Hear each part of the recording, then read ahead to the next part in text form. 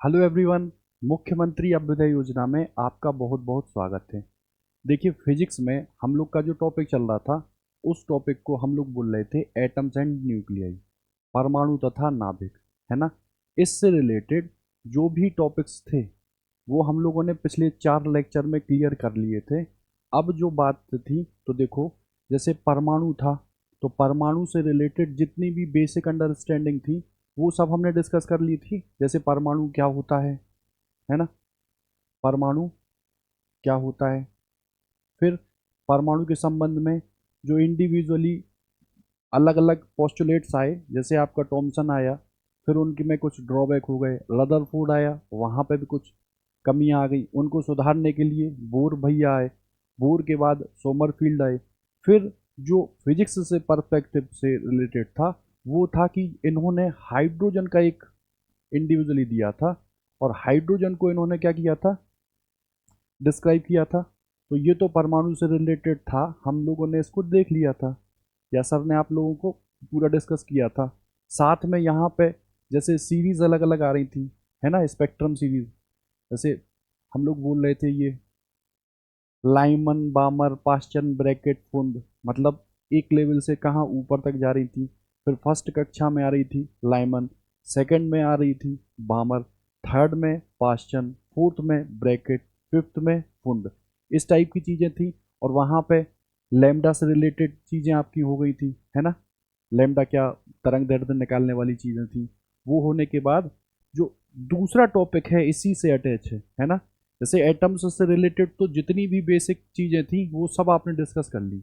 अब एटम्स से ही रिलेट करके जो दूसरा हम लोग का इम्पोर्टेंट टॉपिक है उसको हम लोग बोलते हैं क्या, नाभिक, है ना, न्यूक्लियाई, है ना। या आप कह दो इसी को बोलते हैं क्या आप, न्यूक्लियस, है ना। तो देखो, ये बहुत सीधा साधा टॉपिक है, एकदम इजी टॉपिक है। और इससे जो चीज़ें हैं वो आपके हर एक एग्जाम में आपकी आती हैं, चाहे वो इंजीनियरिंग हो चाहे वो मेडिकल हो, है ना। तो इसमें जो फर्स्ट टॉपिक जो हम लोग डिस्कस करेंगे वो है आपका किसका, रेडियो, रेडियो एक्टिविटी, ठीक है, जिसको हम लोग बोलते हैं रेडियो धर्मिता, रेडियो धार्मिता, है ना।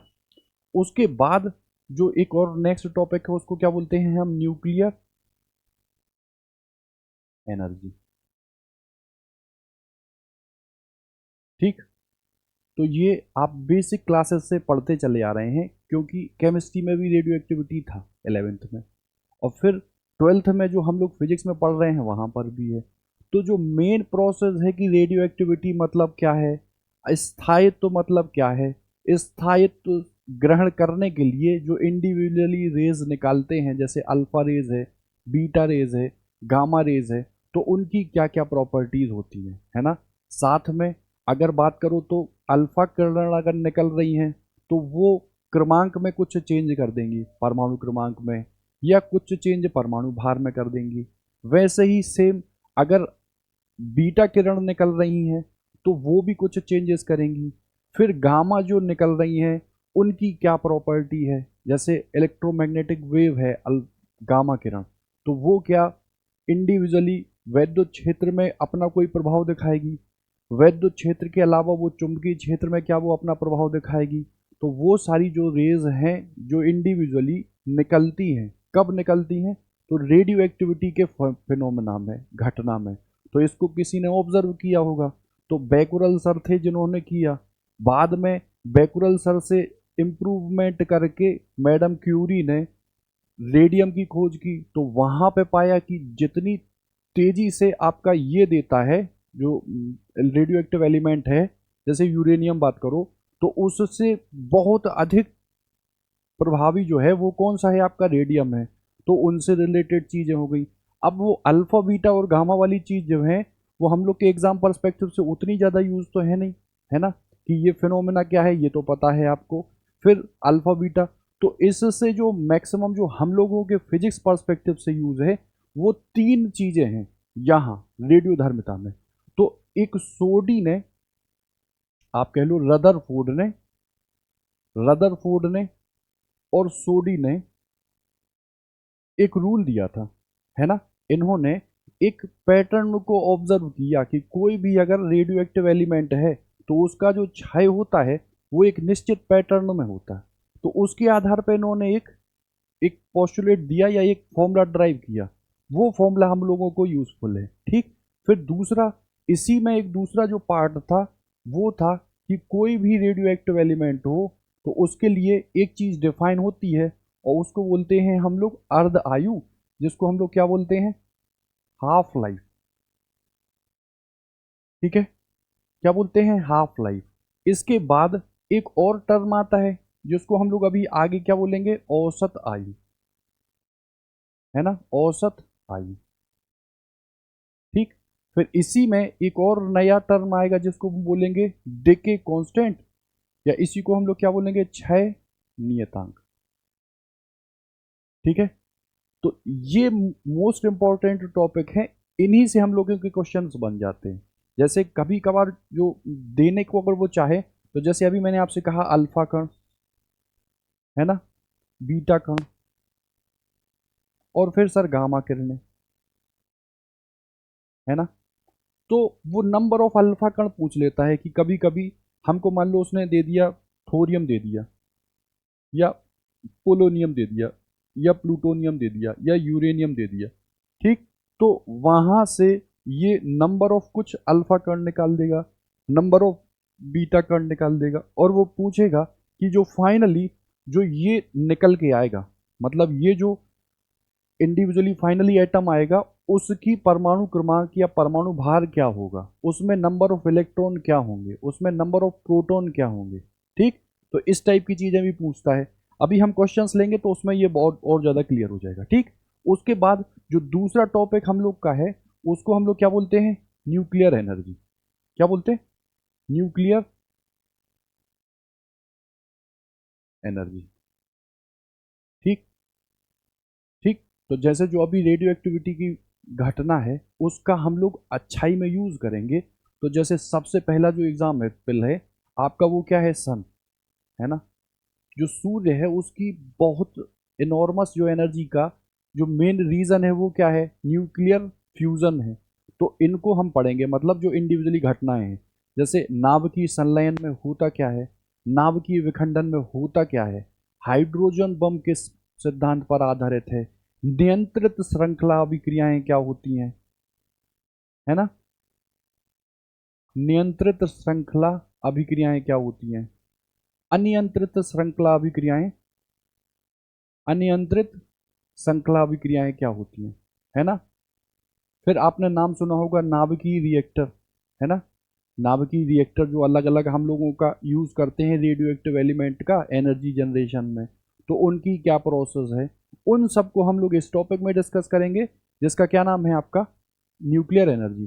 जैसे आपने पढ़ा होगा ये आइंस्टीन की रिलेशन ई बराबर एम सी स्क्वायर, है ना। तो ये भी यहीं पे आए। तो हम लोग जो दो पार्ट में ब्रेक करेंगे, पहला है रेडियो एक्टिविटी, दूसरा है न्यूक्लियर एनर्जी। रेडियो एक्टिविटी में तीन मोस्टली इंपॉर्टेंट टर्म है।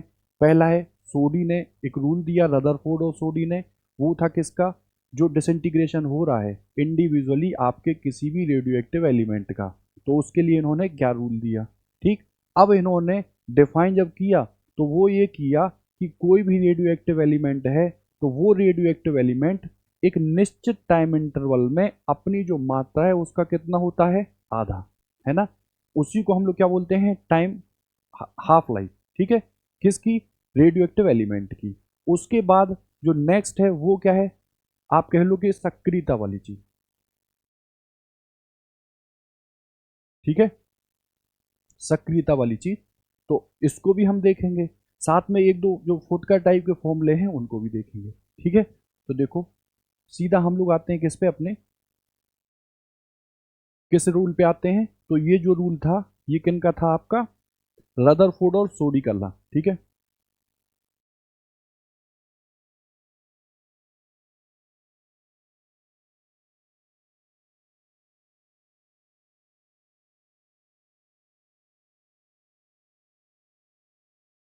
Rutherford and Soddy law for radioactive decay.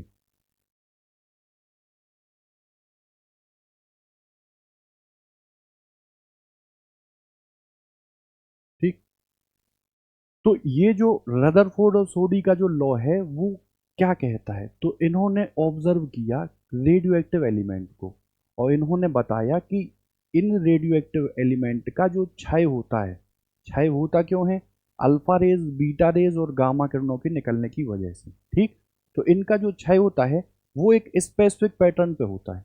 ठीक है, और फिर जो इन्होंने बताया, तो इन्होंने कहा कि किसी टाइम इंटरवल में जो समय के साथ जो क्षय है, ठीक है, समय के साथ किसी टाइम इंटरवल में हमारे पास मान लो n मात्रा है, तो उसका जो रेट ऑफ चेंज ऑफ ये जो मात्रा है, ये डायरेक्टली प्रोपोर्शनल क्या होती है, उसी समय में जो मात्रा बची हुई है उसके। ठीक है, इतनी बात है। अब आप मुझे ये बताओ कि समय के साथ साथ जैसे जैसे रेडियो एक्टिव एलिमेंट क्षय होगा तो कमी होगी ना उसमें। कमी होने का मतलब क्या है, आप पहले तो ये प्रोपोर्शनलिटी कांस्टेंट को हटाएंगे, तो प्रोपोर्शनलिटी यदि कांस्टेंट को मैंने हटाया तो यहाँ पे मैंने एक कांस्टेंट लगाया, और समय के साथ साथ ये जो वैल्यू है ये घट रही है, तो यहाँ मैंने एक और काम किया जिसको बोलते हैं हम नेगेटिव साइन। तो यहाँ पे मैंने ये लिया dn अपॉन dt बराबर कितना हो गया, तो आप कहोगे माइनस, इसको हटाने के लिए प्रोपोर्शनलिटी कांस्टेंट क्या लगाया, लैम्डा, जिसको हम लोग क्या बोल रहे हैं, डिके कांस्टेंट या क्षय नियतांक, और ये क्या आया n। इतनी बात है। अब देखो हमको पूरे होल मटेरियल के लिए या पूरे रेडियो एक्टिव एलिमेंट के लिए हमको फाइंड आउट करना है, तो आप क्या कहेंगे कि हम क्या इसको इंटीग्रेट कर दें। ठीक है, प्रारंभ में हमने माना कि जो हमारे पास मात्रा है किसकी, रेडियो एक्टिव एलिमेंट की, वो कितनी है n। ठीक है, और बाद में जो हमारे पास मात्रा बनी वो कितनी आई, पहले तो आप चलो ठीक है, पहले इसको थोड़ा और मैनेज कर लो। ठीक, काम करो, पहले तो आप इसको ऐसे लो, ये कितना हो गया, dn अपॉन dt बराबर माइनस के लैम्डा और ये n। इसी को मैंने आगे अगर और प्रोसीड कराया तो ये हुआ dn अपॉन n बराबर माइनस के लैम्डा और ये dt। ठीक, अब मैंने कहा समय t बराबर 0 पर जो इनिशियल मात्रा थी, जो एलिमेंट की मात्रा थी वो क्या थी n नॉट। ठीक, और बाद में टाइम t पर ये मात्रा जो थी वो कितनी हो गई n, कितनी हो गई n।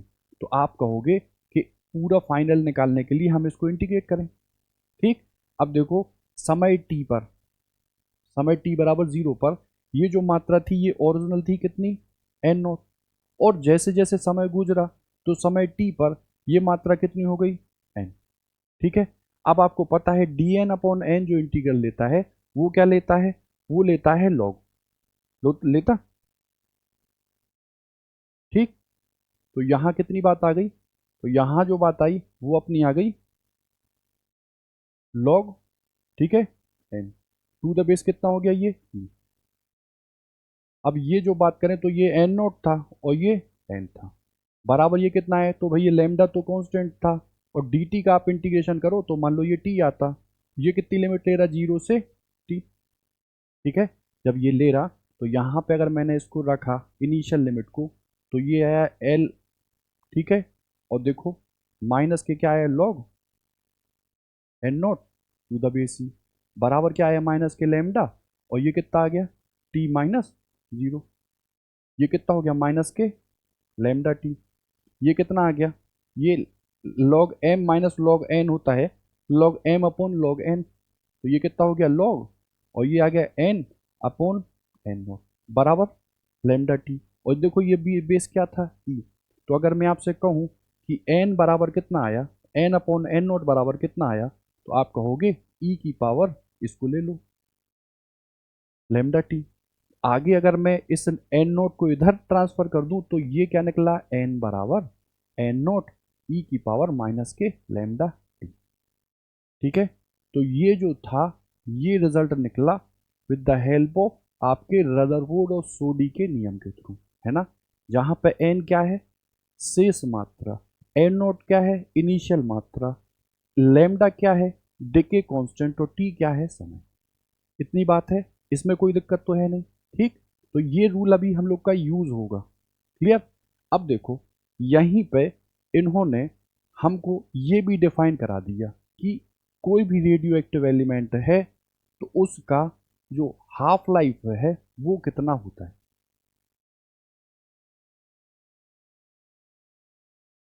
ठीक, जिसको हम लोग क्या बोलते हैं, अर्ध आयु, है ना। तो वो टाइम जिसमें कोई रेडियो एक्टिव पदार्थ अपनी प्रारंभिक मात्रा का आधा शेष बचता है ना, वो समय जिसमें कोई रेडियो एक्टिव एलिमेंट अपनी मात्रा का आधा विघटित हो जाता है।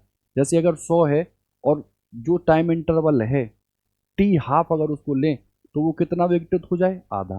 ठीक है, तो उसको हम लोग क्या बोलते हैं, अर्धायु। ठीक, अभी जो मैंने जो रूल निकलवाया या जो अभी जो फॉर्मूला ड्राइव हम लोगों ने किया वो क्या आया, एन बराबर एन नॉट ई की पावर माइनस के लैम्डा टी, इतना आया। जहां पे टी क्या था, समय था, एन नॉट क्या था, इनिशियल जो मात्रा थी हम लोग की, और ये एन था। ठीक, अब मैंने आपसे कहा कि जो अर्ध आयु है उसमें जो हम लोगों को एलिमेंट बचा हुआ है वो कितना है, तो वो बचा कितना है, एन नोट का अब आधा ही तो बचा। ठीक, और किस समय में बचा, तो यहाँ टी बराबर हम लोगों ने क्या लिया, टी हाफ डिनोट किया। तो बताओ यहाँ एन की वैल्यू में क्या एन नोट बाई टू रखूं, है ना, शेष जो बचा वो यही तो बचा, है ना, आधा तो विघटित हो गया। तो बताओ एन नोट जो ये आया वो ये था एन नोट, और ये ई की पावर और ये माइनस, और टी की जगह मैं क्या रख देता हूं, टी हाफ, जहां टी हाफ क्या है, अर्ध आयु। बात समझ में आई, इतनी बात है। अब देखो, अगर मैं जैसे इससे इसको काट दूं, ठीक, तो ये बताओ 1/2 बराबर ई की पावर माइनस के लैम्डा और ये टी हाफ बचा। ठीक, अब देखो अगर मैं इसको लिखना चाहूं, इसको मैं लिखना चाहूं तो ये 2 की पावर माइनस के 1 ऐसा आया, और देखो ये ई की पावर माइनस के lambda T by T half ये आया। ठीक है, ठीक, इतनी बात है। अब देखो एक काम करो, इसी का हम लोग लॉग ले लेते हैं। ठीक, इसी का हम लोग लॉग लेते हैं, तो देखो ये क्या आया, माइनस के 1 लॉग 2 बराबर ये क्या आया, माइनस के लैम्डा टी हाफ। ठीक है, और ये क्या आया, log e to the base e, इतना आया। अब देखो इससे मैंने इसको उड़ा दिया। ठीक है, तो देखो ये तो 1 हो गया, तो देखो log 2 to the base e बराबर क्या आ गया, लैम्डा, और ये क्या आ गया, टी हाफ। इतनी बात है, इतना आ गया। तो लैम्डा की अगर बात करो तो वो कितना आता है, तो वो आएगा log, एक मिनट, वो कितना आया, वो आया log 2 to the base e, और ये क्या आया, टी हाफ, इतना है। अब देखो अगर मैं इसको 10 में चेंज करना चाहूँ, है ना, तो ये क्या हो जाएगा, log 10 log 2 to the base 10, और ये क्या निकल आएगा, 2.303, इतना आया, और ये क्या निकल आया, टी हाफ। ठीक है, इतना आया। अब आपको पता होगा कि ये कितना होता है, 0.3010, तो देखो 2.303, और ये कितना निकल गया है, 0.3010, है ना, और ये क्या आ जाएगा, टी हाफ। ठीक है, तो यहाँ से अगर हम लैम्डा निकालें तो जो फाइनल एक्सप्रेशन आएगा वो आएगा 693 अपॉन टी हाफ। समझे, मतलब अगर हमको डिके कांस्टेंट लैम्डा दिया हुआ हो तो हम टी हाफ के रूप में लैम्डा को डिफाइन क्या करते हैं, 0.693 अपॉन टी हाफ। इतनी बात क्लियर हुई, कुछ नहीं किया। सबसे पहले आपने आधी आयु मतलब जितने समय में वो अपनी प्रारंभिक मात्रा का आधा विघटित हो जाए वो टाइम इंटरवल क्या कहलाएगा, अर्ध आयु। हम डील केवल किससे कर पाएंगे, अर्ध आयु से ही। ठीक है, फिर हमने ये इक्वेशन देखी थी, तो n बराबर एन नॉट ई की पावर माइनस लैम्डा टी था। यहाँ पे मैंने n बराबर कितना कर दिया, एन नॉट बाई टू, ये e की पावर माइनस के लैम्डा टी था। अब t की जगह मैंने t हाफ कर दिया, एन नॉट से एन नॉट को मैंने हटा दिया, ये आया 1/2, बराबर ई की power minus lambda T half. अब देखो इसको मैंने ऊपर ट्रांसफर कर दिया और फिर मैंने इसका लॉग ले लिया। लॉग लेने के बाद हमने जो फाइनल निकाला वो क्या है, लेमडा बराबर 0.693 अपॉन टी हाफ। ठीक, तो दो देखो हम लोगों के फॉर्मूले हो गए। पहला क्या हुआ, एन बराबर एन नोट ई की पावर माइनस के लेमडा टी। ठीक है, दूसरा जो फॉर्मूला निकला वो लेमडा बराबर 0.693 अपॉन टी हाफ। इतनी बात है। ठीक, अब देखो, अगर आप ध्यान से समझो, जैसे कोई भी हमारे पास जो चीज थी या जो रेलवे एलिमेंट था वो कितना था, एन नोट। ठीक है, कितना था, एन नोट। अब बताओ, एक टी हाफ के बाद मतलब एक अर्धायु के बाद जो हमारे पास बचा वो कितना हुआ, एन नोट का आधा, है ना। मतलब आप कह लो फर्स्ट हाफ लाइफ। ठीक है,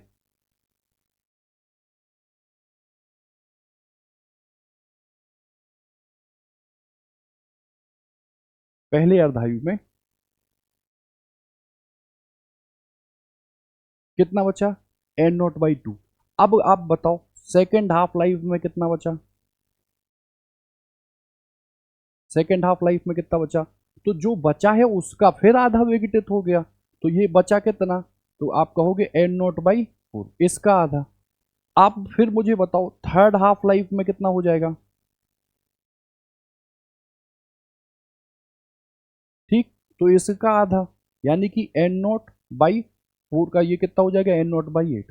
ठीक, इससे अगर हम एक सिक्वेंस लगाएं तो मान लो एन हाफ लाइफ के बाद वो पूछ रहा है, एनथ हाफ लाइफ के बाद।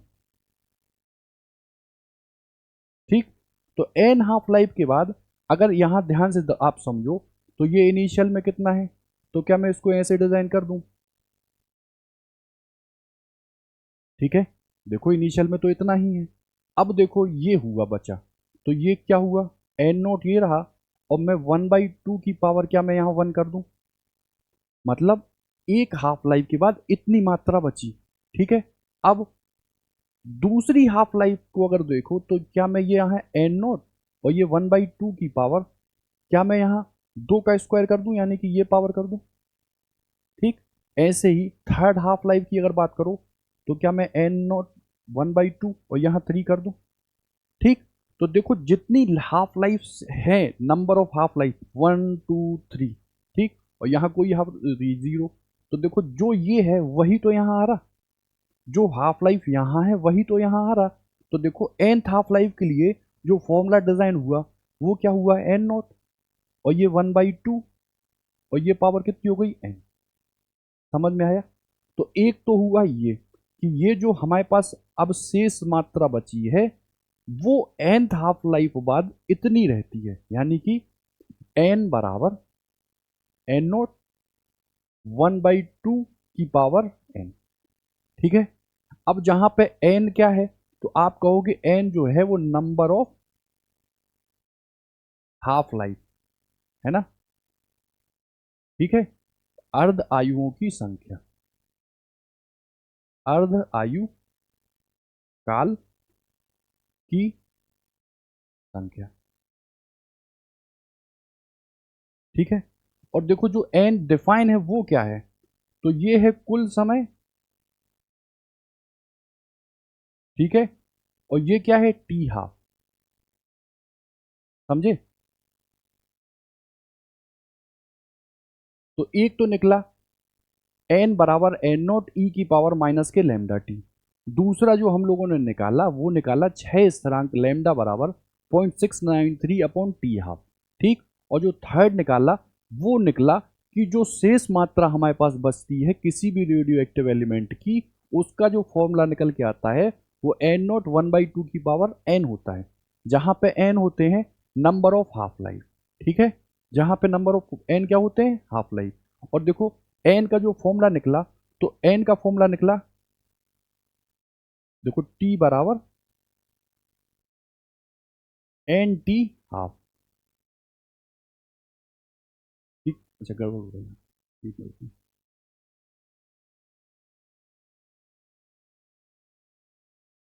ठीक है, ये हुआ ना। एन बराबर क्या हो जाएगा, टी, और ये टी हाफ, ठीक है, टी बराबर एन टी हाफ। वहां पे मैंने थोड़ा गलत लिख दिया था, ठीक। इतनी बात हुई। तो ये तीन फॉर्मूले निकले। अब देखो इसी से रिलेटेड एक और चौथा फॉर्मूला है, एक मिनट। एक और जो चौथा फॉर्मूला है वो बात करता है किसकी, देखो, एक मिनट रुकना।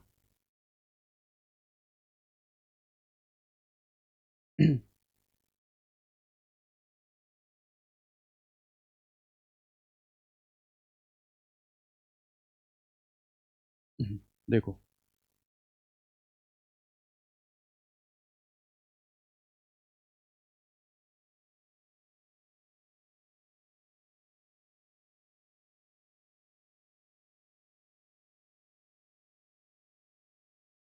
ठीक है, तो ये जो सक्रियता है वो भी उसी टाइप से, तो आर बराबर आर नोट 1/2 की पावर एन, ठीक है। इतनी बात हो गई हमारी। अब देखो एक और चीज बची है, एक मिनट।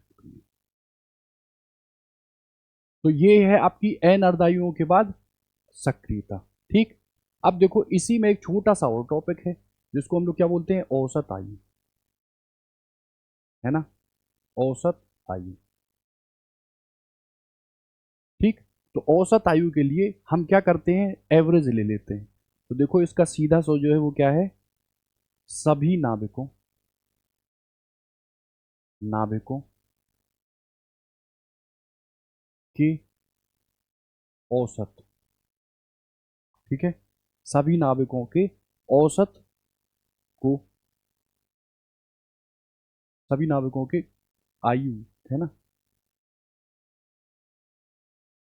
जो इंडिविजुअली नाविक हैं उनकी जो आयु है उनका क्या ले लो आप, औसत। तो उसको हम लोग क्या बोलते हैं, आपका औसत आयु,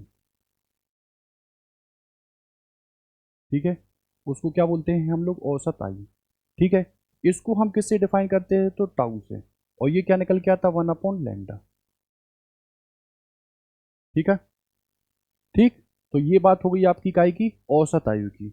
अब देखो जो हमने तीन चीजें पढ़ी हैं उसी के हम एप्लीकेशन देखते हैं, ठीक। उसी के देखते हैं कि जो हम लोगों के एग्जाम पर्सपेक्टिव में जो चीजें आई हैं वो कहाँ से आई, ठीक। देखो क्वेश्चन हम लेते हैं, एक मिनट ना।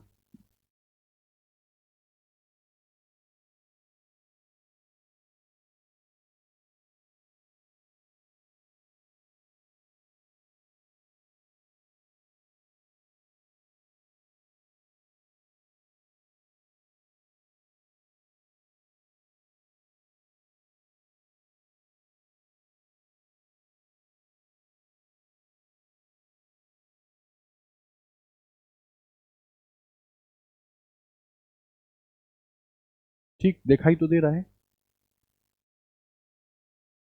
ठीक है। देखो क्या कह रहा, एक रेडियो एक्टिव, एक रेडियो एक्टिव पदार्थ जो है वो 15 मिनट में अपने वास्तविक मान का 7/8 गुना क्षयित हो जाता है, ठीक है। तो आपको बतानी है कि वो जो हमने नमूना लिया है उसकी हाफ लाइफ यानी कि अर्धायु क्या है, ठीक। हमको ये क्वेश्चन दिया है और हमको केवल वही तीन चीजों को ऑब्जर्व करना है और फाइनल इसका टी हाफ निकालना है, ठीक। तो देखो पहली चीज आपसे वो कह रहा है कि 15 मिनट में अपने वास्तविक मान का 7/8 क्षयित हो जाता है ना। मतलब 8 चीज थी, जैसे मैंने आपसे कहा 7/8, तो ओरिजिनल अगर 8 थी तो 7 क्या हो गई, 6, 7 क्या हो गई, 6। तो बताओ कितनी चीज बची, एक ही तो बची। और आपको मैंने बताया एन जो होता है, जो अवशेष या शेष मात्रा होती है वो होती है एन नोट 1/2 की पावर एन, जहां एन है नंबर ऑफ हाफ लाइफ, ठीक है, नंबर ऑफ हाफ लाइफ। तो इसकी आप अगर बात करो तो एन कितना है, 8 में से अगर 7 6 हो गया तो कितना बचा, एक ही तो बचा। और यहाँ एन नोट हम कितना ले रहे हैं ओरिजिनल, तो आप कहोगे 8 पार्ट, और ये क्या है 1/2 की पावर एन। तो यहाँ ये एन अगर 8 को यहाँ ट्रांसफर करो तो क्या ये 1/2 की पावर 3 नहीं हो जाएगा, ये कितना हो जाएगा 1/2 की पावर एन, ठीक। अब देखो बेस सेम है तो यहां कंपैरिजन करने पर एन कितना आ रहा है, 3, कितना आ रहा है, 3। और अभी मैंने आपको बताया एन क्या है, नंबर ऑफ हाफ लाइफ। तो नंबर ऑफ हाफ लाइफ जो निकलता है वो कैसे निकलता है, तो टी बराबर एन टी हाफ। ठीक है, एन बराबर एन टी हाफ, मतलब टोटल टाइम में से आप अर्धायुओं की संख्या, अर्धायु जो है टाइम है उसका भाग दे दो तो ये एन निकल आता। तो टी हमको कितना दे रहा है भाई, 15 मिनट दे रहा। ठीक है, तो ये है 15 मिनट। एन हमको निकालने पे आया कितना, 3, और ये क्या है अर्धायु टी हाफ। तो यहां से इसको हटाओगे तो कितना आएगा, 5। तो टी हाफ की जो वैल्यू है वो कितनी आ गई, 5। मतलब जो हाफ लाइफ था वो कितना आ गया, 5 मिनट। ठीक है, देखो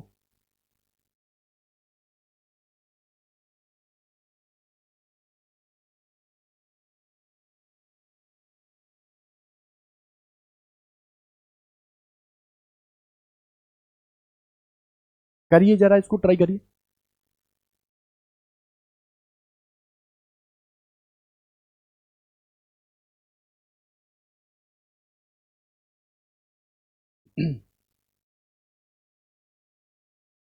देखो क्या कह रहा है, एक हमारे पास रेडियो एक्टिव पदार्थ है। ठीक, एक हमारे पास रेडियो एक्टिव पदार्थ है, उसकी जो हाफ लाइफ अर्धायु है वो 100 घंटे है। ठीक, 150 घंटे के बाद प्रारंभिक जो सक्रियता है उसका बचा हुआ भिन्नात्मक भाग क्या होगा।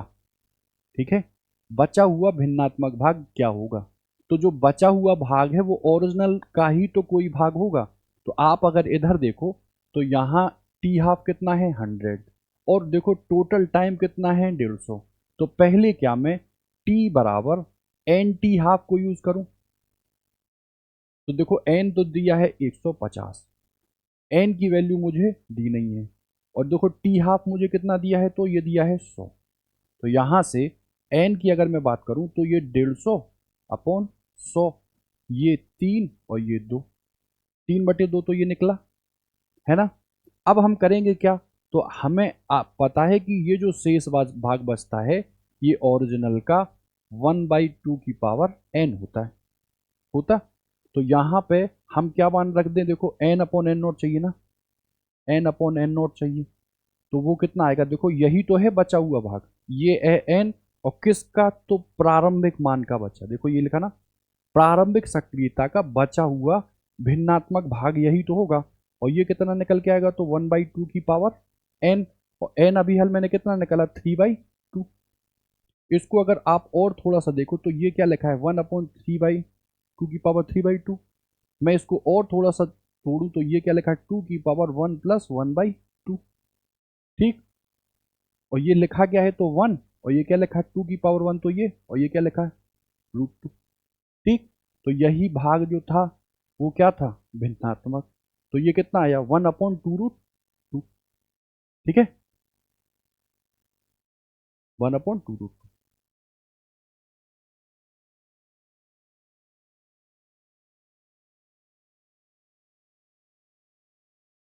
देखो जरा ये भी देख लीजिए।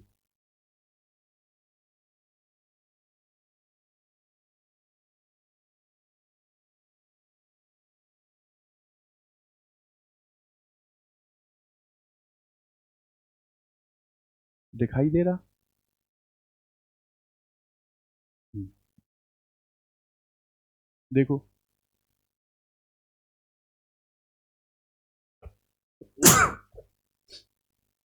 देखो क्या कह रहा, एक रेडियो एक्टिव विघटन श्रृंखला दी है। मतलब कोई रेडियो एक्टिव एलिमेंट है, वो अल्फा किरणें, बीटा किरणें, गामा किरणें निकाल ला, तब तक निकालता है जब तक वो स्टेबिलिटी गेन ना कर ले, मतलब कि लेड तक ना परिवर्तित हो जाए, ऐसा होता है। ठीक, तो देखो वो कह रहा है कि प्रारंभिक नाभिक है मेरे पास थोरियम, और देखो इससे निकलते हैं वो क्या है, अल्फा कण, और क्या है, बीटा कण। और अल्फा कण उत्सर्जित होते तो वो कितने हैं, 6 अल्फा, और बीटा कण उत्सर्जित होते तो वो कितने हैं, 4 बीटा। इसके बाद जो बन के आता है वो एलिमेंट परमाणु क्रमांक रखता है जेड, और परमाणु भार रखता है ए। तो हमको ए और जेड के मान बताने। ठीक, करना कुछ नहीं है, आप कहोगे जब भी अल्फा कण अगर उत्सर्जित होता है तो परमाणु क्रमांक में कमी आती है 2 की, और परमाणु भार में कमी आती है 4 की। ठीक है, परमाणु क्रमांक में 2 की और परमाणु भार में 4 की कमी।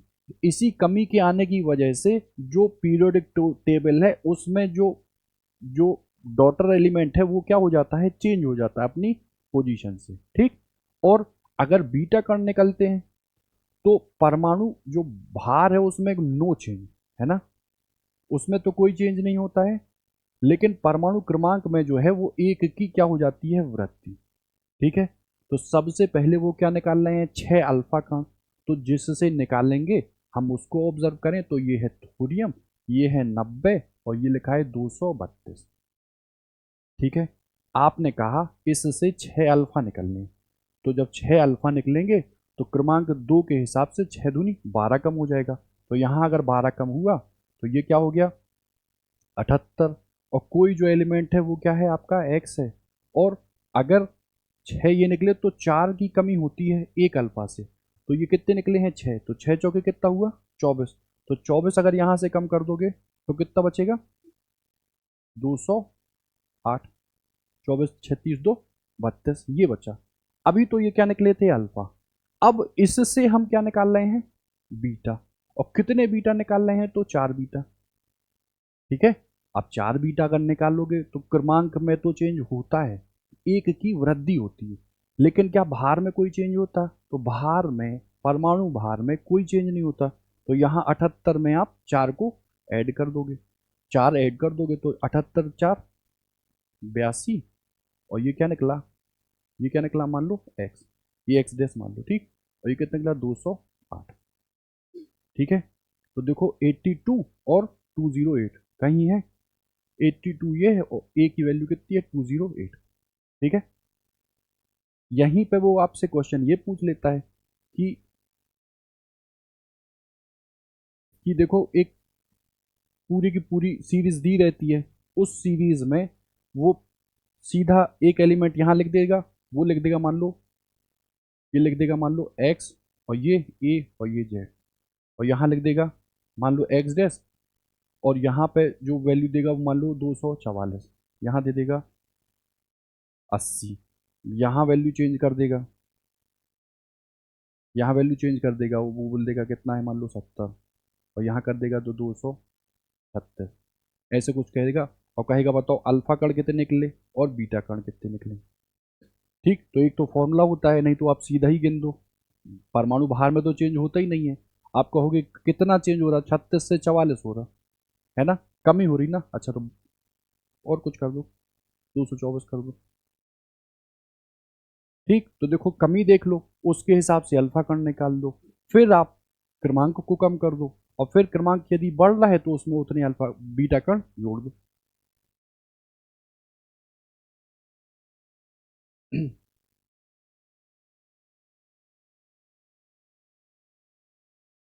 देखो आप,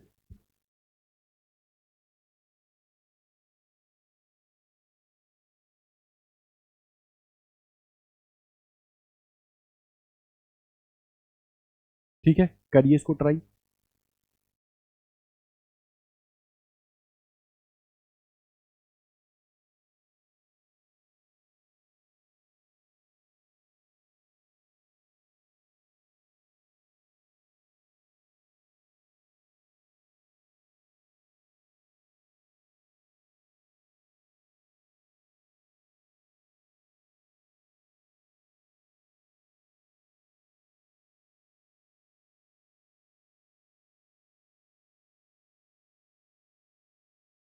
देखो क्या कह रहा, वो कह रहा है हमारे पास दो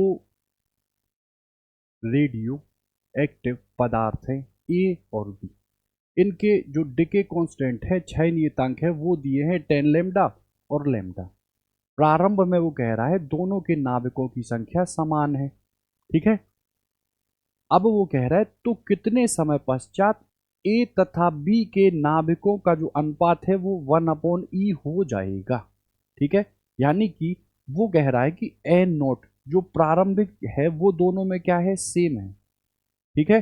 और बाद में जो देखो वो कह रहा है तो कितने समय पश्चात नाभिकों, मतलब जो रिमेनिंग है, यानी कि जो एन ए है और जो एन बी है उसका जो रेशियो है वो कितना हो जाएगा, 1/E, ठीक।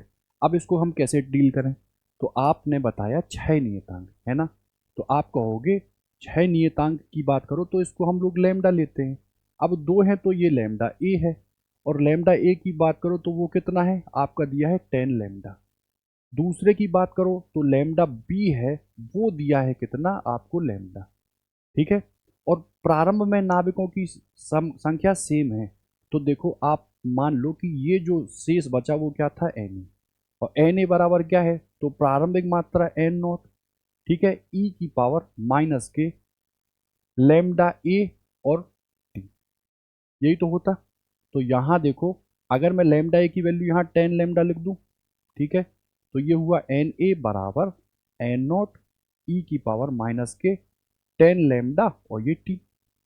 ठीक है, सेम ऐसे ही आप किसकी वैल्यू निकाल लो, शेष जो एन बी बचा है, आप कहोगे शुरुआत वाली चीज तो एन नॉट ही है, ई की पावर माइनस के लैम्डा, और लैम्डा बी कितना है, लैम्डा, और ये कितना दिया है, टी। ठीक है, अब इन दोनों इक्वेशन को आप क्या कर दो, डिवाइड कर दो, तो यहां से N A upon N B जो निकल के आएगा वो कितना आएगा, इससे इसको आपने काट दिया, ये गया ई की पावर माइनस के 10 लैम्डा टी और प्लस के लैम्डा टी। ठीक, ये एक इसके एक को खा जाएगा, तो यहां कितना बचेगा, ई की पावर के माइनस के 9 लैम्डा टी, कितना बचा। अब देखो N A upon N B वो कितना कह रहा है, उसके हिसाब से जो N A upon N B होना चाहिए वो आपका होना चाहिए कितना, 1/e। लो भैया मैंने यहां रख दिया कितना, 1/e बराबर ई की पावर माइनस के 9 लैम्डा टी, ये एक्चुअल में लिखा है ई की पावर -1 बराबर ई की पावर माइनस के 9 लैम्डा टी, भी सेम है, तो क्या कर दें, जो पावर है उनको बराबर, तो 9 लैम्डा टी माइनस बराबर क्या आ जाएगा, -1, इससे इसको काट दो, तो देखो क्या निकल के आ जाएगा, हमको निकालना क्या है, समय निकालना ना, ठीक है, तो देखो समय निकल आएगा, समय क्या निकलेगा, टी बराबर, टी बराबर 1/9 लैम्डा। ठीक है, टी बराबर क्या निकला, 1/9 लैम्डा। ठीक है,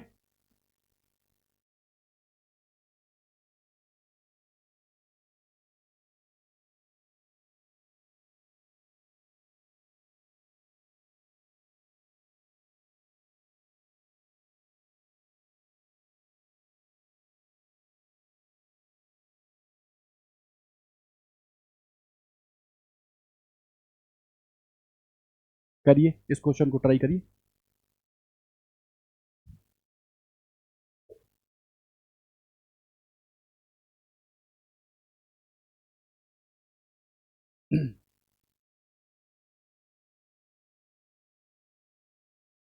देखो, एक रेडियोएक्टिव पदार्थ की वर्तमान गलन दर कितनी है, 320 प्रति सेकंड। ठीक है, अब वो कह रहा है 90 मिनट पश्चात यह गिरकर 40 प्रति सेकंड रह जाती है, तो आप बताओ कि वो जो पदार्थ है उसकी हाफ लाइफ कितनी है। ठीक है, ये कह रहा, देखो काउंट रेट पहले कितना था, 320 प्रति सेकंड, और मैंने आपको बताया कि आधा ही होगा, अगर शुरुआत है 100 तो घट के कितना होगा, 50, घट के कितना होगा 25, घट के कितना होगा 12.5, घट के कितना होगा 6.25, आधे की ही प्रोसेस चलेगी। समझ में आई बात, तो यहाँ कितना था 320, और पहुंच कितने पर रहे हैं, 40 पर। तो अच्छा मुझे सोच के बताओ 320 से पहले कितना हुआ हुआ, 320 का आधा कितना, 160, 160 का फिर क्या हुआ होगा आधा, कितना, 80, और 80 के बाद कितना हुआ होगा, 40। इतनी बात समझ में आ रही, तो देखो ये 320 से कितना हुआ होगा, 160, 160 से कितना हुआ होगा, 80, 80 से कितना हुआ होगा, 40, यही तो है। तो वो आपसे पूछ रहा है 90 मिनट पश्चात अर्धायु बताओ, तो देखो यहाँ आप एन की वैल्यू निकाल पाओगे, देखो ये फर्स्ट हाफ, ये सेकंड हाफ, ये थर्ड हाफ, तो देखो जो एन आए वो कितने आ गए, 3 हुए, तो यहाँ टी बराबर एन टी हाफ यूज करो, तो देखो एन की वैल्यू कितनी आ गई, 3, हमको अर्धायु निकालना है ना, अर्धायु टी हाफ हमको निकालना है, और समय कितना दे रहा है, 90 मिनट, इससे आप इसको हटा दो, तो कितना आ जाएगा, टी हाफ की जो वैल्यू है वो कितनी आ जाएगी, 30 मिनट। ठीक है, ठीक। इसको देखिए,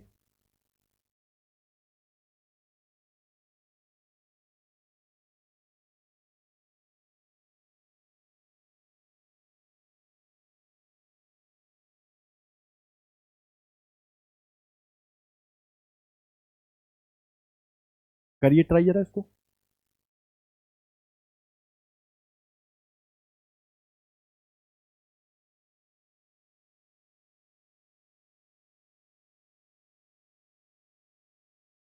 देखो, दो रेडियो एक्टिव एलिमेंट हैं ए और बी। इनकी जो अर्धायु है वो अलग अलग दी है, 20 मिनट और 40 मिनट। वो कह रहा है प्रारंभ में दोनों के नमूनों में नाभिकों की संख्या क्या थी, बराबर थी। ठीक है। अब 80 मिनट के उपरांत ए में और बी में जो क्षय हुए नाभिकों की संख्या है उनका अनुपात हमको फाइंड आउट करना है कि कितना होगा। प्रारंभ में दोनों की जो मात्रा है नाभिकों की वो क्या है, सेम। हमने मान लिया प्रारंभिक मात्रा को हम हमेशा क्या लेते हैं, एन नॉट। तो दोनों की क्या रही होगी, एन नॉट। ठीक। अब देखो, यहां पहले की हाफ लाइफ 20 मिनट है और दूसरे की हाफ लाइफ कितनी है, 40 मिनट। और देखो दोनों के लिए जो टाइम है वो कितना है, 40 80। तो क्या मैं सबसे पहले टी बराबर एन टी हाफ ना लगा दूं। ठीक है। अब तुम मुझे ये बताओ, ये जो एन ए है ये ए के लिए है, क्या हो जाएगा एन ए। तो टी तो कितना दिया है, 80, बराबर आप कहोगे एन ए के लिए। और देखो टी हाफ पहले के लिए कितना है, 20। तो एन ए की जो वैल्यू निकली वो कितनी आ गई, 80/20। ये क्या आ गया, 4। ठीक। दूसरे के लिए आप निकालो, तो दूसरे के लिए फिर से टी बराबर एन टी हाफ। तो समय कितने पश्चात, 80, बराबर एन की वैल्यू मैंने एन बी मान ली और टी हाफ कितना दिया है दूसरे के लिए, तो कितना दिया है, 40 मिनट। तो एन बी कितना निकला, आपने कहा 80/40, कितना आ गया, 2।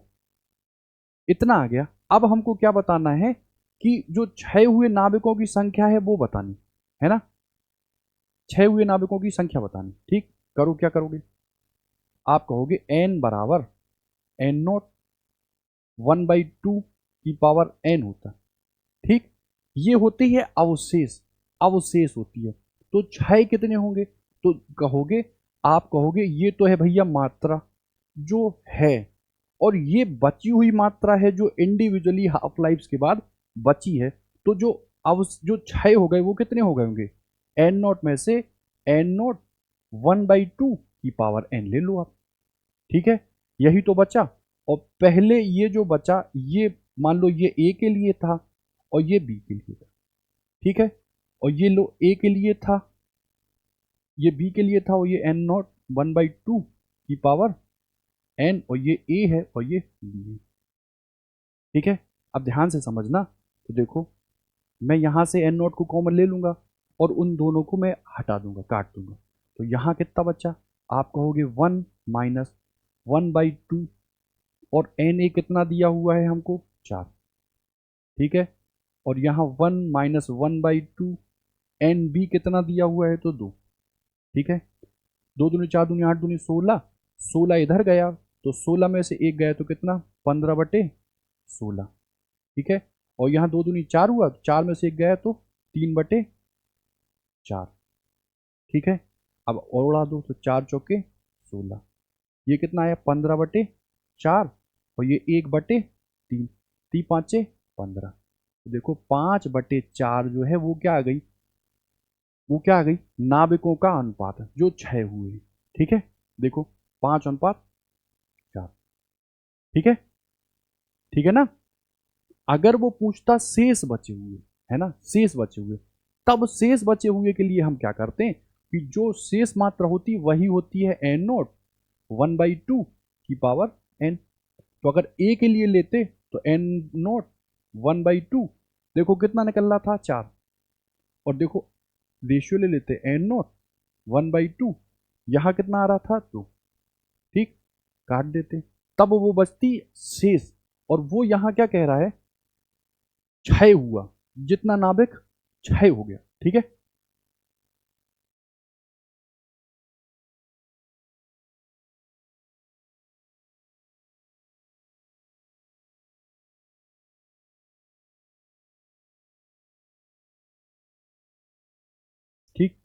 बिल्कुल डिट्टो क्वेश्चन है ये, जो अभी मैंने कराया है, बिल्कुल उसी जैसा। फिर एक और क्वेश्चन ये जेई में आया आपके।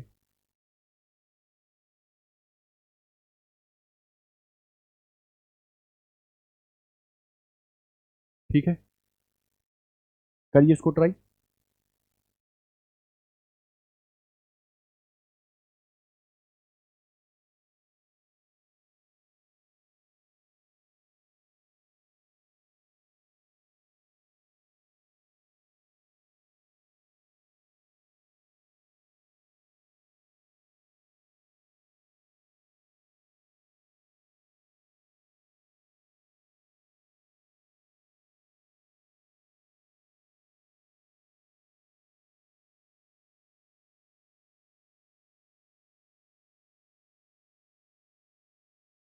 आंसर बता देता हूँ, ये आ रहा आंसर, 9:8।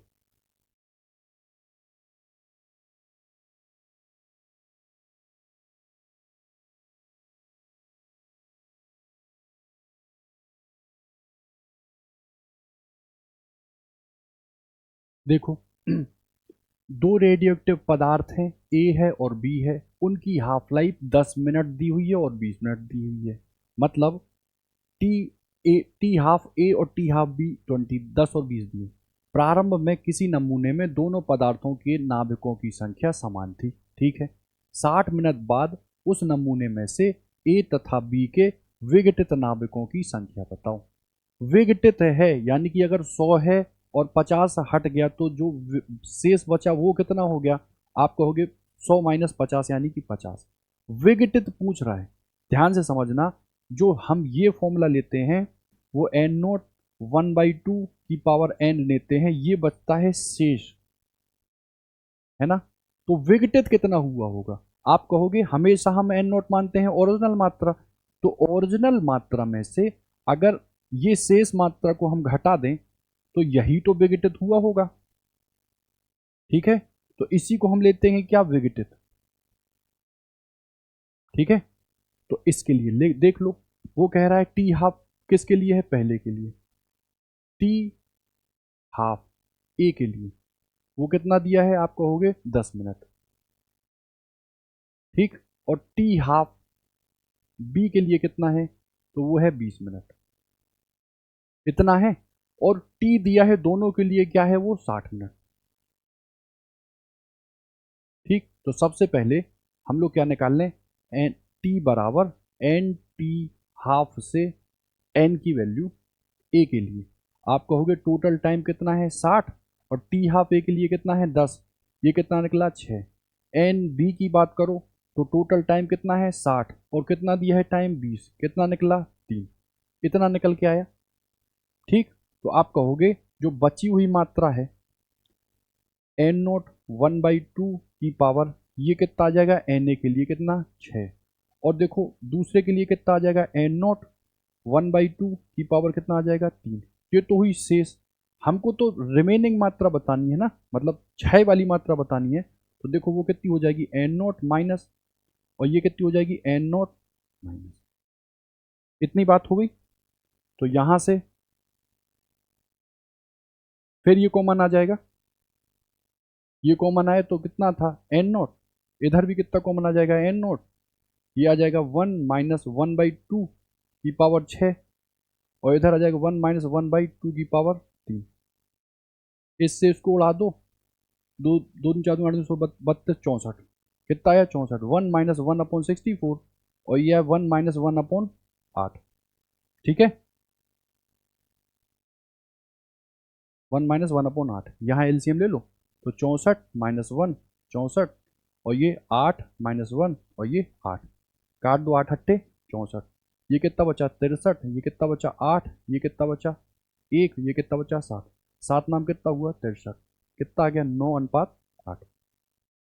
ठीक है, आंसर क्या हो गया आपका, 9:8। ठीक है, ध्यान इतना देना है कि अगर वो पूछे कितना विघटित हो गया तो हम ये लगा दें, और वो बचे शेष कितना बचा तो हम ये लगा दें। अगर वो दोनों का शेष पूछता तो यहाँ पे हम इसको हटा देते, निकाल लेते। ठीक है।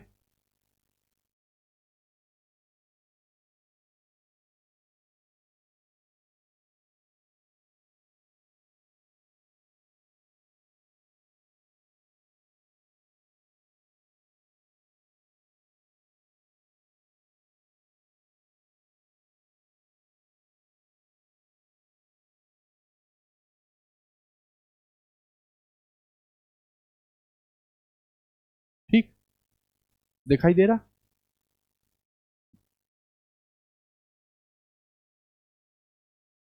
ठीक है, ये 8 लैम्डा दिया हुआ है और ये लैम्डा दिया है। ठीक, बिल्कुल डिट्टो वो अभी जस्ट तीसरा क्वेश्चन हमने किया था वही है। छयांक दिए हुए हैं, जहां छयांक दिए होंगे वहां पे हमको अगर पूछा जा रहा, देखो ये ए है, ये बी है, इनके डिके कांस्टेंट ये दिए हैं, नाविकों की संख्या मतलब एन नॉट है, कितने समय के पश्चात ए में नाविकों की संख्या बी में नाविकों की संख्या के अनुपात में ये होगा, है ना। नाविकों की संख्या जो होगी तो वो शेष वाली ही चीज तो है, तो पहले ही आप लगा दो एन बराबर, है ना, एन ए बराबर, देखो प्रारंभ में तो सेम है, ई की पावर माइनस के लैम्डा ए और ये टी, और देखो एन बी बराबर आप कहोगे एन नॉट ई की पावर माइनस के लैम्डा बी और ये टी। लो, इससे इसको उड़ा दो, और देखो ये कितना है, तो ई की पावर ये कितना दिया है 8 लैम्डा, है ना, ये कितना दिया है लैम्डा, तो माइनस के 8 लैम्डा टी, और ये कितना दिया ई की पावर माइनस के लैम्डा टी, ये ऊपर जाएगा तो ई की पावर माइनस के 7 लैम्डा टी ही तो बचेगा। ठीक है, तो ये कितना आ जाएगा N A upon N B, और वो कितना कह रहे हैं, ये अनुपात कितना होना चाहिए 1/E। लो ये 1/E बराबर माइनस के 7 लैम्डा टी, तो ई की पावर -1 बराबर ई की पावर -7 लैम्डा टी, तो बताओ 7 लैम्डा टी बराबर कितना आ जाएगा 1, और टी बराबर कितना आ जाएगा 1/7 लैम्डा, खत्म, 1/7 लैम्डा। ठीक है,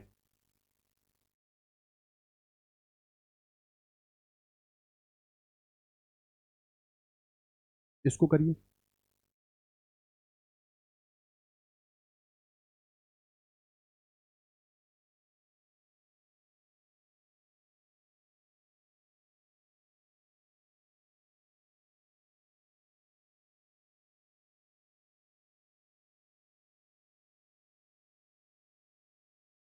ये भी देखो टाइम ड्यूरेशन वाली चीज दे रहा है, देखो अर्धायु दी है 10 मिनट, यदि आरंभ में नाविकों की संख्या 450 है और 450 नाविकों के विघटित होने में लगने वाला समय कितना होगा। ठीक है, शुरू में संख्या कितनी दी हुई है, आप कहोगे 600। ठीक है, और बाद में वो कह रहा है 450 नाविकों में विघटित होने में लगा समय कितना होगा। ठीक, बताइए कैसे करें। अच्छा सोचो, 600 थी चीजें और 450 विघटित अगर हो गई तो शेष कितनी बची, आप कहोगे ये बची, है ना। और जो हम फॉर्मूला लगाते हैं वो होते हैं शेष मात्रा बराबर ओरिजिनल मात्रा 1/2 की पावर एन, यही तो लगाते हैं। तो अच्छा यहां से तो हम देख के मुझे बताओ एन कितना हुआ 150, एन नोट कितना है, तो भैया ये है 600, ये 1/2 की पावर कितना है एन, इसको अगर यहाँ ट्रांसफर कर दो तो 150 और ये 600 बराबर 1/2 की पावर एन, इसको काट दो तो ये 1/4 आया, तुलना कर दो तो 1/2 का स्क्वायर बराबर 1/2 की पावर एन, एन की वैल्यू यहाँ से कितनी आ गई 2। ठीक है, ये एन की वैल्यू 2 आ गई, तो हमको क्या कह रहा है समय बताओ, लो भैया समय क्या होता है टी बराबर एन टी हाफ, देखो अर्धायु दी हुई है 10, 10 ये दी है, एन की वैल्यू पता है कितनी 2, तो 10 दूनी कितना हो गया 20, 20 आंसर आ गया, 20 मिनट। ठीक है,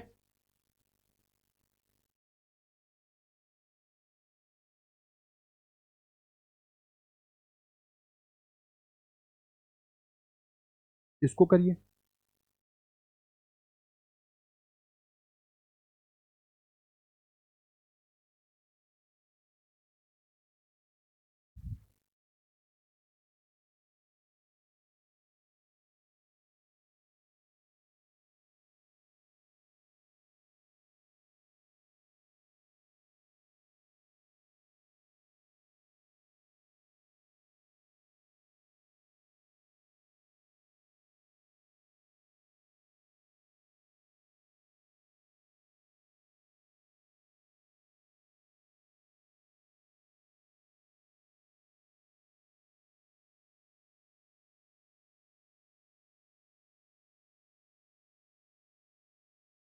देखो क्या कह रहा है इसमें, इसमें उसने लैंग्वेज थोड़ी सी चेंज कर दी।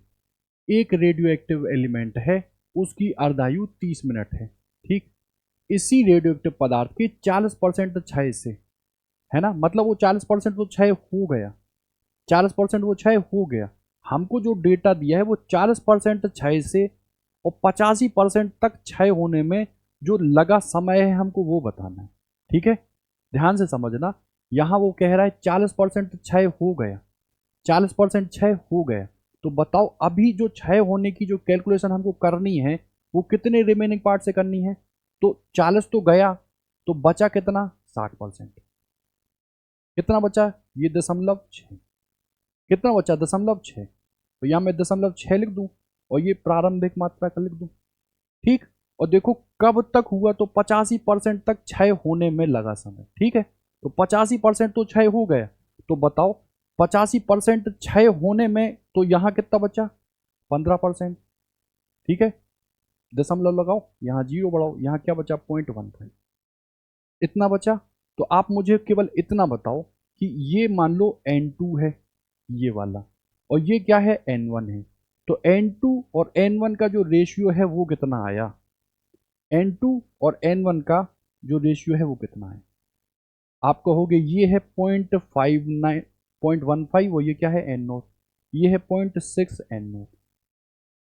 ठीक है, इससे हमने इसको काट दिया, इससे इसको हटा दिया, 3 दूनी 6 और 3 5 15, इतना आया। ये क्या आया, N2/N1 का रेशियो 5/2। ठीक, हमको चाहिए क्या है, हमको क्या चाहिए, अर्धायु हमको दिया है। ठीक है, समय बताना। ठीक, तो आप कहोगे ये जो N2/N1 है, इसको आप लिखते क्या हो, ऐसे ही तो लिखते हो। ठीक है, तो देखो हमको समय, तो टी बराबर क्या होता है, टी बराबर एन टी हाफ, यही तो होता। तो ये कितना निकल आया, 5/2।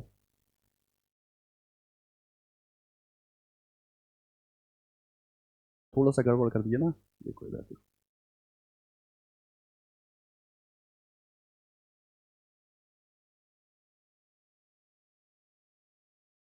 देखो इधर निकला कितना, 0.15, इधर कितना, 0.6। इसको आप चेंज करोगे, ये आएगा ना, 1/4।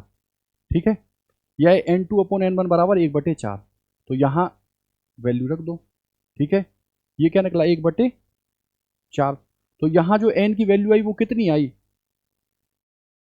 1/2 की पावर 2 वाली चीज है ना, n बराबर N0 1/2 की पावर n। तो n कितना आ गया यहाँ पे, 2। n कितना आ गया यहाँ पे, 2। और t हाफ कितना दिया था, तो वो दिया था हमको 30। तो 30 दूनी कितना हो गया, 60। ठीक है, हम लोग का जो आंसर है वो कितना आ गया, 60। ठीक, देखो यहाँ अगर वो 50% से मान लो 80% देता तब, तो आप कहते 50 तो क्षय हो गया, रिमेनिंग जो बचा वो बचा 50, और यहाँ दिया होता 80 तो वो कितना होता, 20। ठीक है, तो ये लेते हैं हम फाइनल और ये लेते हैं हम इनिशियल। मतलब जो हम चलाते वो यहाँ से यहाँ तक चलाते, और जो चलाते हैं तो वो रिमेनिंग चीज के लिए ही तो चलाते हैं। ये तो क्षय वाली चीज है, तो जो क्षय हो गई तो रिमेनिंग कितनी बची, परसेंटेज में दिया था तो हमने 100 से माइनस कर दिया। ठीक है,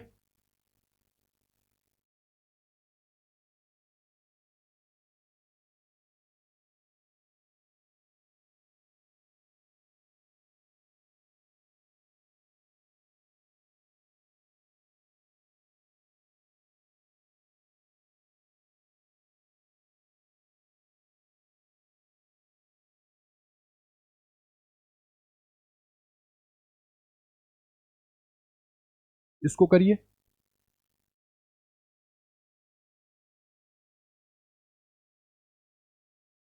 करिए इसको ट्राई। इसमें हमको जो निकालना है वो यही निकालना है कि ये जो डिके कांस्टेंट है ना पदार्थ का, वो कितना है, लैम्डा। ठीक है,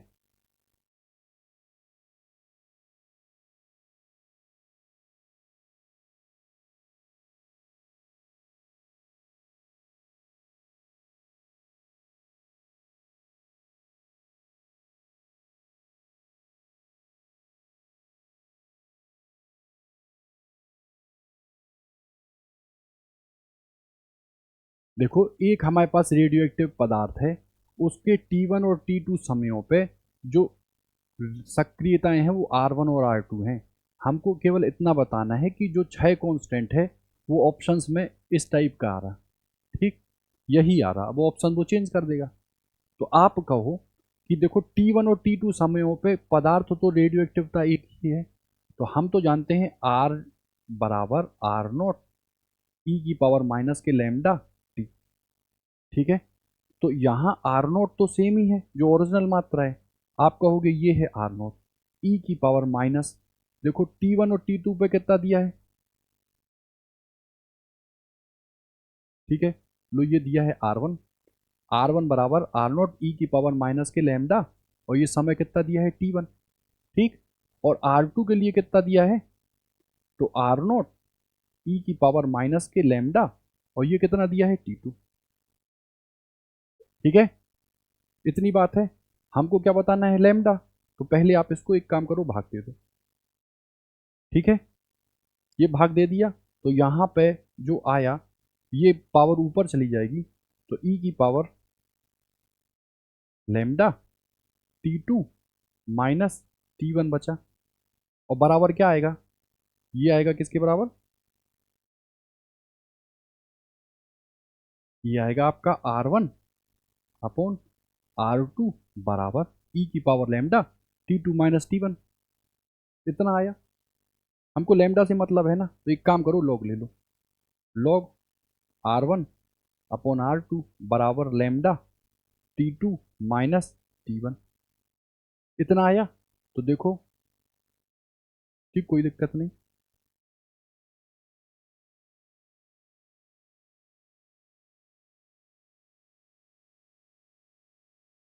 देखो ये कितना आ जाएगा, ये कितना आ जाएगा, log R2 upon R1 to the base e, और ये कितना आ जाएगा T2 माइनस T1। ये किसकी वैल्यू आ जाएगी, लैम्डा, ठीक है। ये हो गया अपना।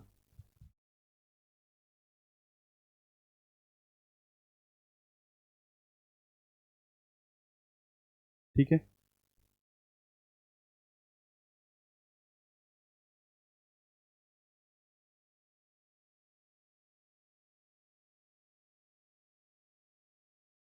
ठीक है।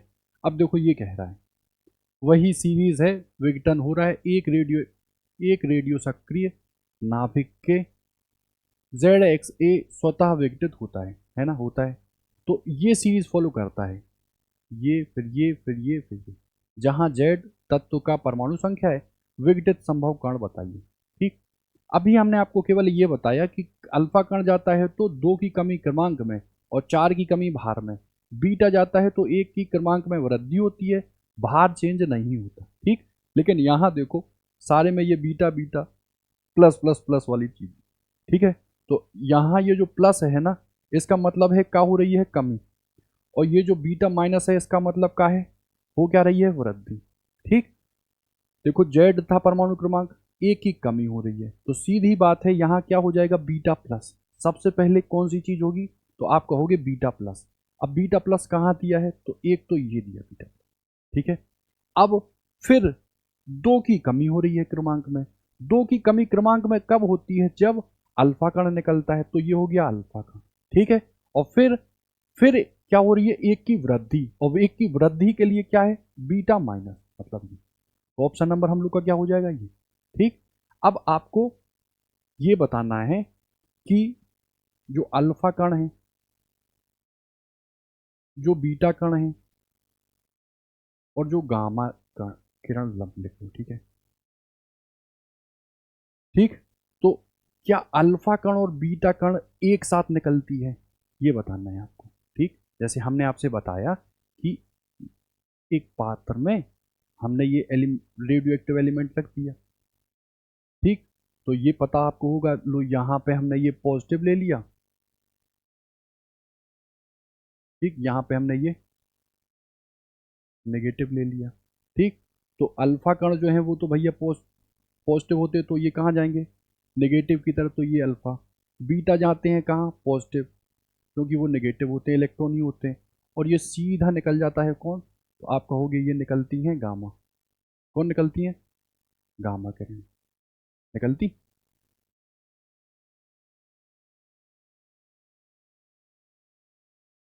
ठीक, बहुत सारी निकलती हैं।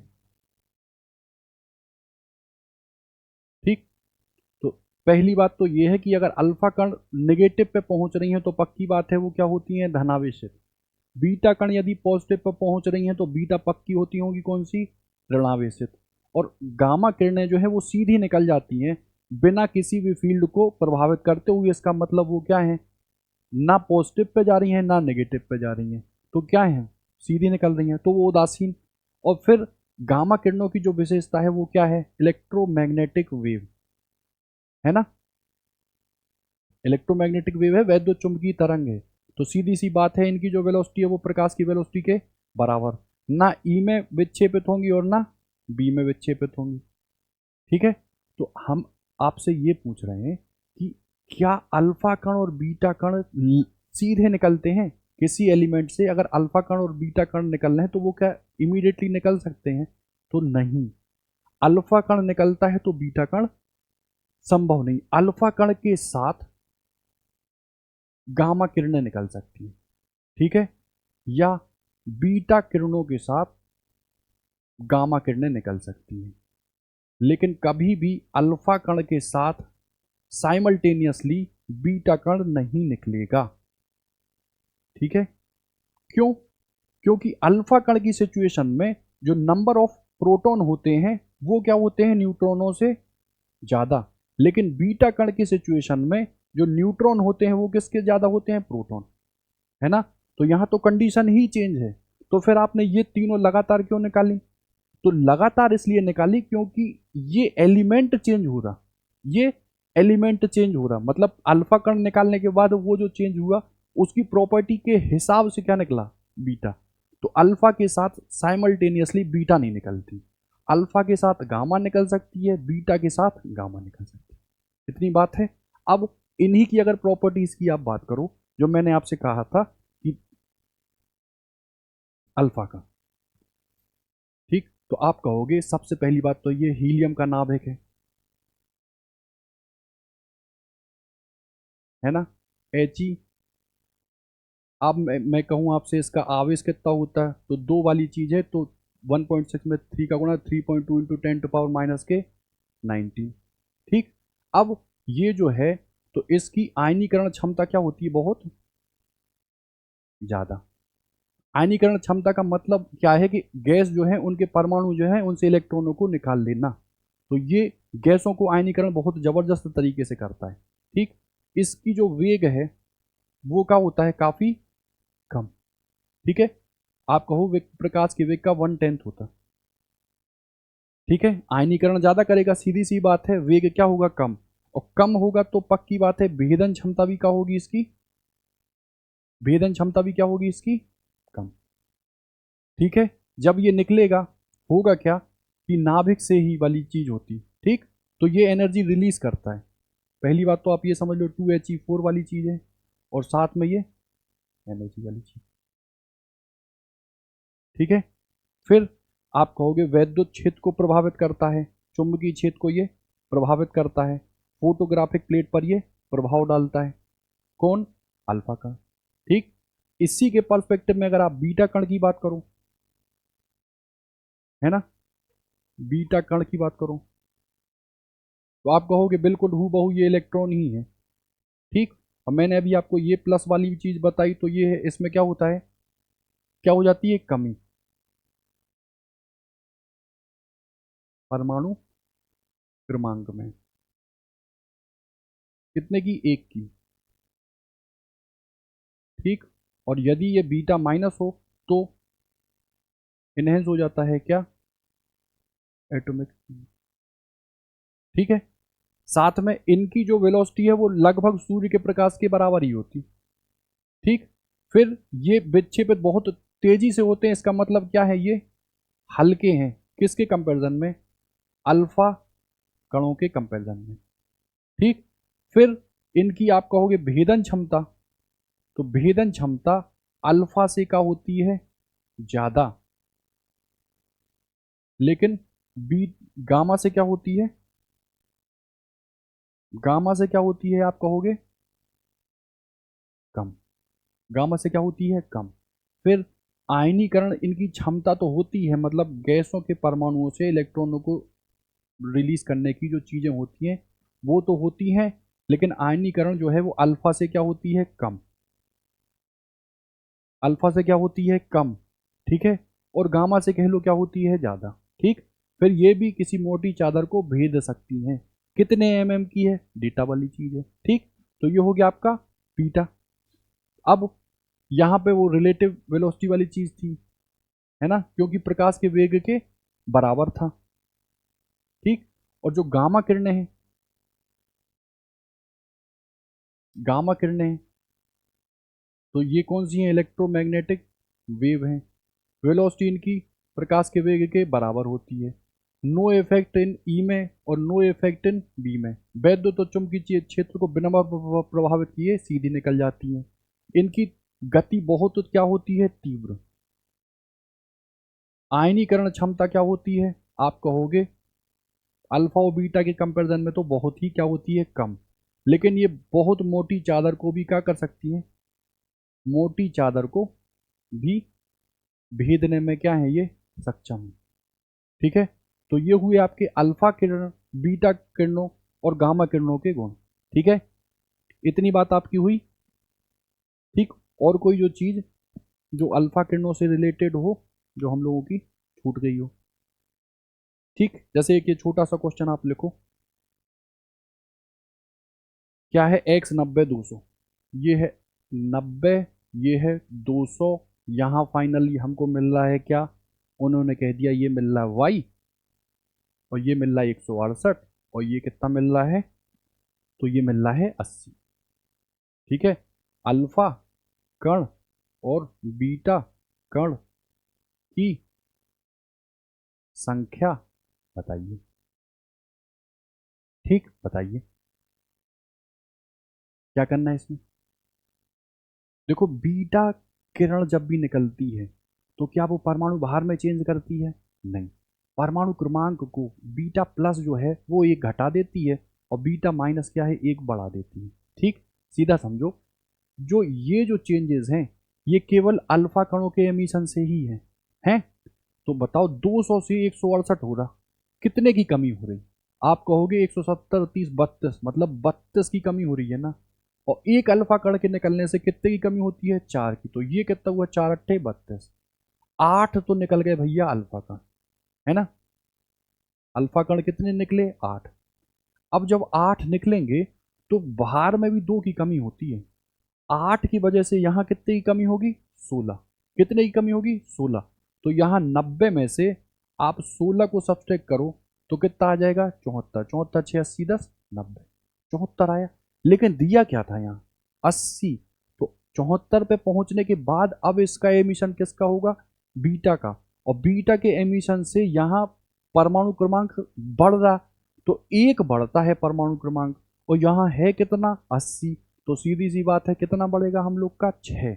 74 6 कितना, 80। तो 8 अल्फा और 6 बीटा का। ठीक है। 8 अल्फा और 6 बीटा का। ठीक है।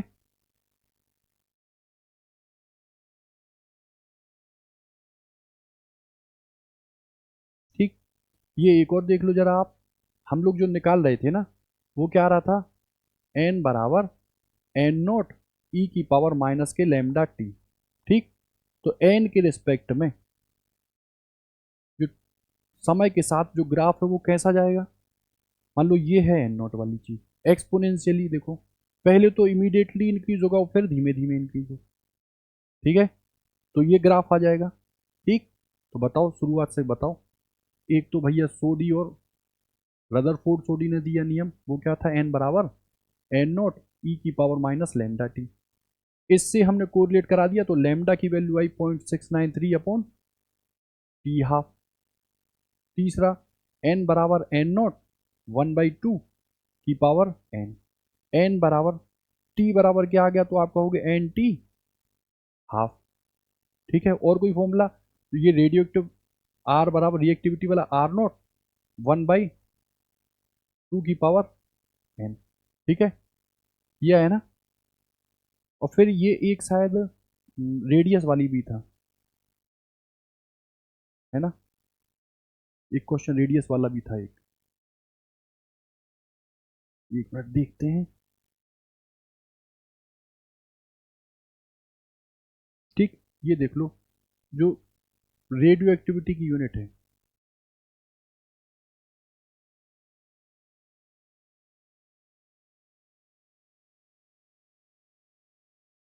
वो क्या है, क्यूरी।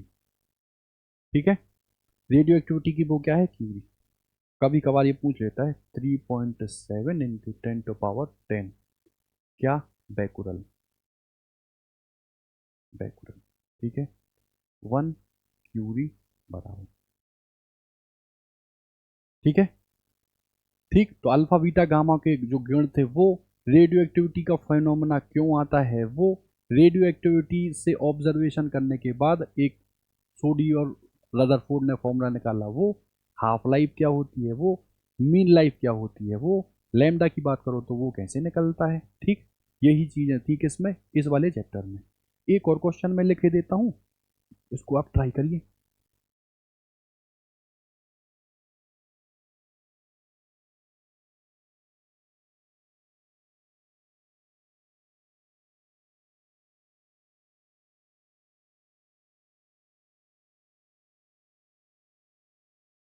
देखो, एक रेडियो एक्टिव पदार्थ की, एक रेडियो एक्टिव पदार्थ की विघटन दर, विघटन दर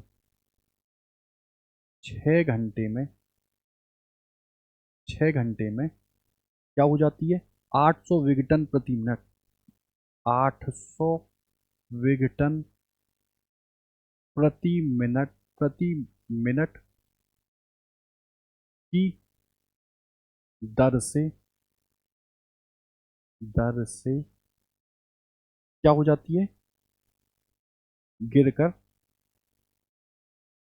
गिरकर क्या हो जाती है, 100 विघटन प्रति मिनट, 100 विघटन, विघटन प्रति मिनट हो जाती है, हो जाती है। ठीक, आपसे क्या पूछ रहा है, अर्धायु बताओ, बताओ। फिर इसी से रिलेटेड एक और है, क्या है,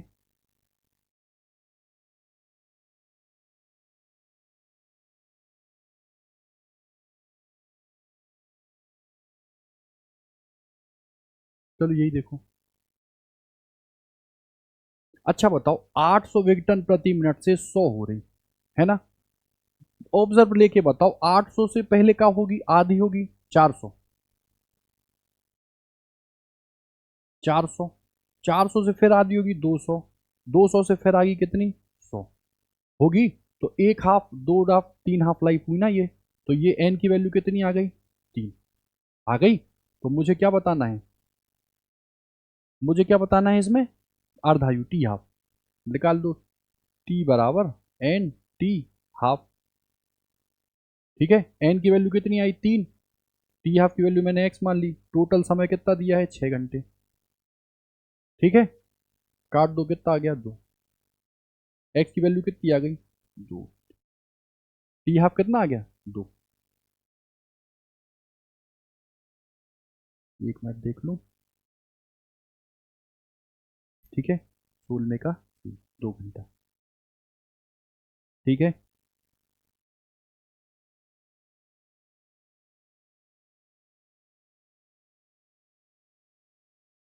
और सारे क्वेश्चन तो इसके लगभग लगभग हो गए।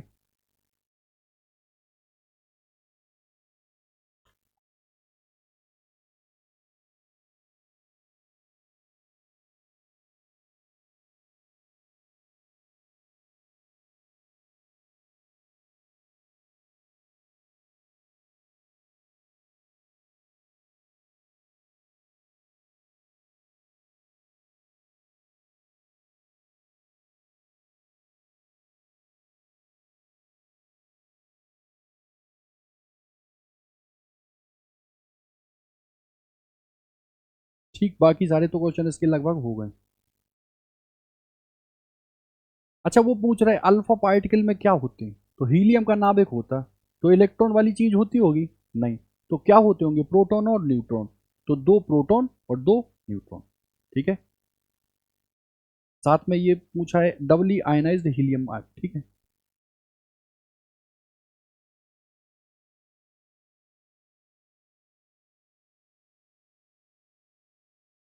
ठीक, कैडमियम 48 115 जो है वो दो सक्सेसिव बीटा डिके करने के बाद क्या देगा, तो 48 के बाद दो बीटा दे रहा है तो 50 हो जाएगा, है ना। ठीक है,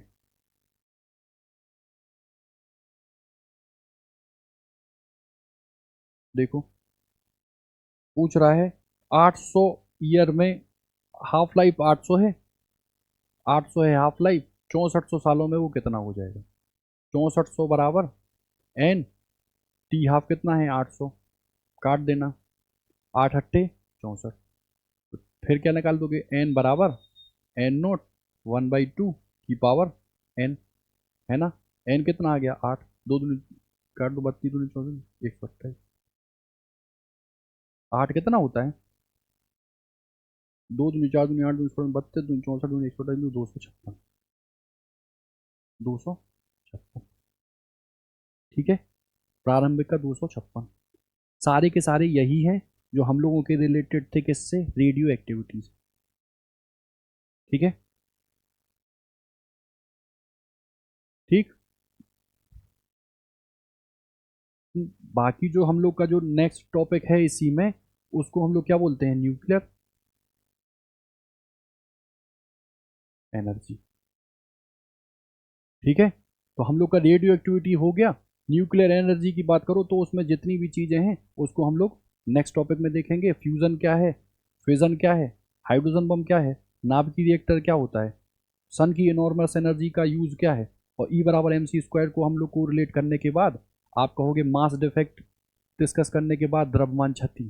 ठीक है, हम लोग जो ये नेक्स्ट टॉपिक है इसी का, जिसका क्या नाम है, क्या नाम है जिसका, न्यूक्लियर एनर्जी, उसको देखते हैं। आज रहने देते हैं इतना ही। ठीक है।